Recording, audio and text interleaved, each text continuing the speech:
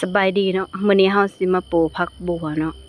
ผักบัวพันธุ์นครพนมเด้อคือช่วงนี้เฮาจะลงพันธุ์นครพนมเนาะเพราะว่ามันตกอยู่ในช่วงอากาศร้อนก้าวเข้าสู่ฤดูฝนแล้วเนาะเพราะว่าพันธุ์นครพนมมันจะทนต่ออากาศร้อนมันทนกว่าเนาะถ้าเป็นรับแลส่วนหลายรับแลมันจะมักอากาศหนาวเนาะนี่เฮาก็มาตัดเนาะเฮาก็ต้องได้ตัดก่อนที่เฮาจะลงปลูกนะ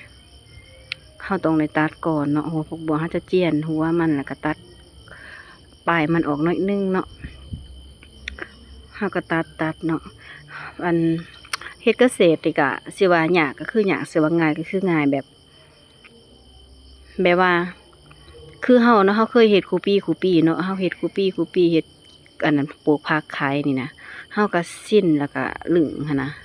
ถ้าว่าไผที่บ่ลึงก็สิอาจจะคิดว่าเมื่อยหันนะมาเฮ็ดเกษตรนี่นะ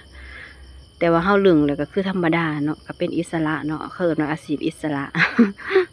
สบายแบบชิวๆนะเฮาอยาก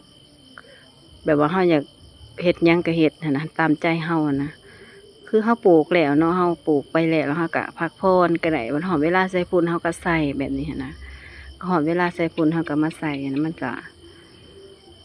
พอเฮ็ดอยู่เนาะถ้าว่าผู้ใดคิดว่าอยากเฮ็ดเกษตรก็ลองเฮ็ดเบิ่งได้เด้อเพราะว่ามันก็เป็นอาชีพหนึ่งนะที่ว่าพออันนั้นอยู่เนาะเดะละหลังจากเฮาตัดแล้วเนาะก็สิประมาณนี้เนาะหลังจากนั้นมากก็เฮาสิลงปลูกเด้อบัดนี้นะคือเฮาปลูกเนาะเฮาจะกะเกี่ยมนานเรียบร้อยเบิดแล้วเนาะนานตัวนี้แม่นจะเป็นนานที่ว่าเฮาจูดเด้อคือเฮาจะต้องได้จูดแกบก่อนเนาะนานตัวนี้แม่นเฮาจูดแกบเด้อเฮาจูดแกบเผาใส่เนาะเพื่อให้มันงามแล้วก็รักษาความสุ่มดินล้วนซุยแล้วก็หญ้าบ่เกิดเนาะคือว่าง่ายคือมันงามว่าซั่นซะเวลาเฮาจูดแกบใส่นานแล้วเฮ็ดให้ผักมันงามเด้อไผอยากให้ผักงามแม่นต้องจูดแกบใส่นานเนาะจูดแบบนี้เลยแบบเฮาจูดนี่เลยเนาะจูดใส่แบบนี้เลยแล้วก็มาเสียบ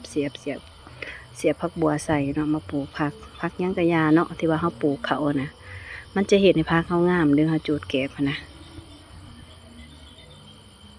เฮาจะเสียบบ่ได้ห่างบ่ได้เด้อเฮาจะเสียบทีเนาะส่วงแล้วดูแรงหาแล้วดูผลแม่นเฮาจะเสียบทีเด้อเฮาบ่ได้เสียบห่างเลยเนาะคือผักยามแล้งยาม